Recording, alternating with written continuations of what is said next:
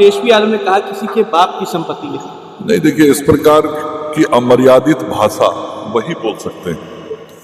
और चूंकि ये लोग वही लोग हैं जो बाबा साहब अम्बेडकर के बनाए संविधान को, बाबा साहब अम्बेडकर के बनाए हुए संस्थाओं को नहीं मानते, और बाबा साहब अम्बेडकर के ही संविधान और संस्थाओं में से एक बनाया हुआ भारत का निर्वाचन आयोग भी है, जो इतने वर्षों तक आजादी के बाद इस देश की लोकतंत्र को जीवंत बनाए हुए और पूरी लोकतांत्रिक व्यवस्था को पारदर्शी तरीके से ये संस्था चलाता है और देश में लोकतंत्र को बचाता है।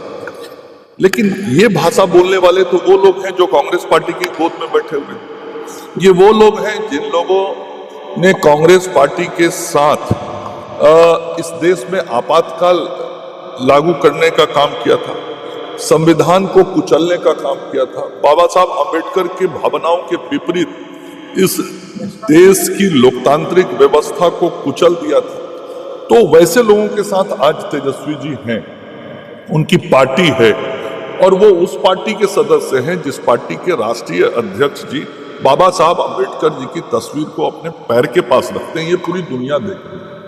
तो ऐसे लोग से इससे ज्यादा अपेक्षा नहीं की जा सकती कि वो संविधान की मर्यादा का ध्यान रखें। देश के उस सबसे बड़े पंचायत जिसे हम संसद भवन कहते हैं, उसकी मर्यादा का ध्यान रखें। आखिर ये जो वक्फ बिल हुआ, कितनी चर्चाओं के बाद, कई हजार पृष्ठों के रिपोर्ट के बाद, दोनों सदनों में चर्चा के बाद पास हुआ है। तो देश का सबसे बड़ा जो पंचायत संसद है, लोकसभा हो और राज्यसभा, जब किसी विषय को चर्चा के बाद पारित करता है और उसको कूड़ेदान में फेंकने की बात वही कर सकता है जो इस देश के संविधान को और इस देश की लोकतांत्रिक व्यवस्थाओं को कुचलने की इच्छा रखता हूं। और ऐसे लोग से ऐसे ही भाषा की अपेक्षा जनता भी करती है, और ये लोग ऐसी भाषा वोट के लिए बोलते हैं। ये बहुत साफ है, और दशकों से इस देश की जनता देखती रही है कि जब भी ऐसी भाषा बोली जाती है तो वो किसी समुदाय को खुश करने के लिए बोला जाता है ताकि उसका वोट मिल सके। वैसा वक्तव्य देते समय ना तो उनको संविधान का परवाह होता है, ना लोकतांत्रिक मर्यादाओं का परवाह होता है, ना लोकतंत्र के अंदर बनाए गए व्यवस्थाओं को मानने की स्वीकार्यता दिखती है। इसलिए कल जो तेजस्वी जी ने बोला है वह उनकी पार्टी का, उनकी राष्ट्रीय अध्यक्ष जी का और स्वयं उनका जो संविधान विरोधी और देश की लोकतांत्रिक व्यवस्था के विरोध में जो सोच है, और इस देश की वैसी संस्थाएं जिन संस्थाओं का निर्माण बाबा साहब अम्बेडकर जी ने संविधान के माध्यम से किया था, उसके विरोध में सदैव रहता है, और उसी का परिणाम इस तरह का वक्तव्य। क्या वक्फ की चर्चा इस्लाम में या कुरान में है जिसको लेकर के इतना विवाद?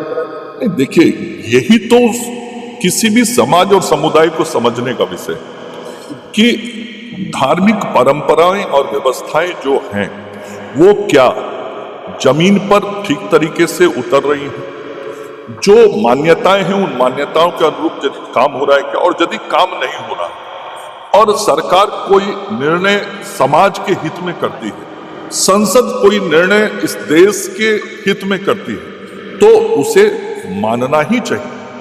और देश व्यवस्थाओं से ही चलता है, संविधान से ही चलता है। इसलिए जो लोग भी इसका विरोध कर रहे हैं, इस लोकतांत्रिक व्यवस्था में विचार व्यक्त करने का छूट सबको है, लेकिन वह विचार वहां पे रुक जाता है जहां पे कानून कोई निर्णय दे देता है। वह विचार वहां पे रुक जाता है जब इस देश का पंचायत कोई निर्णय कर लेता है।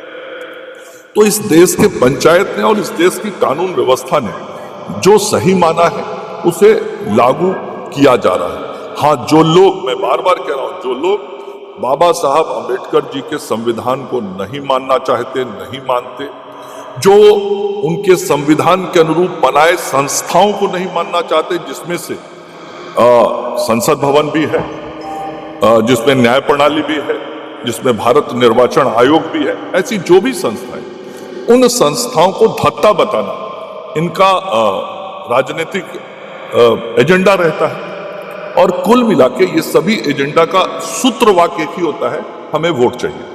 वोटर लिस्ट रिवीजन पर एक सवाल खड़ा हो गया है बार बार तेजस्वी यादव। मैं वही तो कह रहा हूं, ये वही लोग हैं, ये वही लोग इस विषय को उठा रहे हैं जो बाबा साहब अंबेडकर जी के बनाए हुए संविधान के द्वारा संस्थाओं को चुनौती देना चाहते हैं। अब बताइए, भारत निर्वाचन आयोग आज 1952 से लेके इस देश में आजादी के 73 साल बीते। इन 73 वर्षों में कितने चुनाव राज्यों के, देश के, उसी निर्वाचन आयोग ने कराए। आखिर उसी के कारण तो यहाँ की लोकतांत्रिक व्यवस्था जीवंत बनी हुई है, पारदर्शी है, और चुनाव के बाद जनमत के आधार पर लोकप्रिय सरकारों का गठन तो वही संस्था कराता है। आप आज उसको चुनौती दे रहे हैं। आपके मन के अनुरूप सरकारें जहां निर्वाचित हो जाती हैं तो वो संस्था का सब कार्यकलाप ठीक दिखता है आपको, और जहां जनमत आपके खिलाफ हो जाती है तो फिर आप जनमत का चिंता नहीं करते, वो ध्यान नहीं रखते, उसको स्वीकार नहीं करते, आप संस्था पे प्रश्न चिन्ह खड़ा करते हैं। आज यदि फ्री एंड फेयर पोल करने के लिए चुनाव आयोग कोई निर्णय कर रहा है, चुनाव आयोग कोई काम कर रहा है, इस पे आपको क्यों आपत्ति हो रही है? लेकिन हम लोग जानते हैं आपत्ति इसलिए हो रही है कि ये राष्ट्रीय जनता दल वही पार्टी है जिसने इस राज्य के अंदर वोटरों को बूथ से जाने से रोकने का काम किया था। ये वही राष्ट्रीय जनता दल है जिसने सही मतदाताओं के नाम कटवाने के काम किए थे। ये वही राष्ट्रीय जनता दल है जिसके कार्यकाल के समय में चाहे लालू जी हो या राबड़ी जी हो, जो मुख्यमंत्री थे, तो बिहार में जो चुनाव होता था वह अलग कहानी होती थी बिहार के चुनाव। तो ये तो अपराध के बल पे चुनाव कराने वाले लोग, तो इन लोगों को कैसे अच्छा लगेगा कि कोई चुनाव शांतिपूर्ण तरीके से हो, कोई चुनाव व्यवस्थित हो, न्यायपूर्ण हो, पारदर्शी हो? इन्हें कभी अच्छा नहीं लगेगा। ये ऐसा ही चाहते हैं कि गड़बड़ सड़बड़ होता रहे। तो गड़बड़ सड़बड़ करना तो गलत बात है, और कोई भी संवैधानिक संस्था जो संवैधानिक तरीके से संविधान के द्वारा बनाई गई है उसके कार्यों को, उसके निर्णयों को स्वीकार करना चाहिए। और यदि कोई सुझाव देना है तो जरूर सुझाव दीजिए आप, लेकिन इस तरह का भाषा बोलना कहीं ना कहीं स्पष्ट तौर पे बाबा साहब अंबेडकर जी के संविधान को ही चुनौती देना है। मैं बार बार कह रहा हूं कि ये वोट के लिए ऐसी भाषा का इस्तेमाल करते हैं। आप बताइए, आप सब भी पत्रकार बंधु हैं, क्या इस देश के अंदर जो विभिन्न धर्म संप्रदाय के हमारे लोग हैं, सभी राज्यों में, बिहार में सभी धर्म संप्रदाय के लोगों का नाम है कि नहीं मतदाता सूची में? और रहना ही चाहिए। जो भी योग्य मतदाता संवैधानिक दृष्टि से हैं, जिनको जनमत का अधिकार है, निर्वाचन आयोग भी तो यही कह रहा है कि भाई आप अपना सारा जानकारी दे दो। तो यदि जानकारी मांगा जा रहा है तो इसमें क्या गलत है? और मैं भी कहता हूं कि समाज में, इस देश में रहने वाले वैसे सभी लोगों को मतदाता सूची में वो सारा अधिकार मिलना चाहिए वोट देने का, जो भारत के निर्वाचन आयोग के द्वारा व्यवस्थाएं बनाई जा रही है।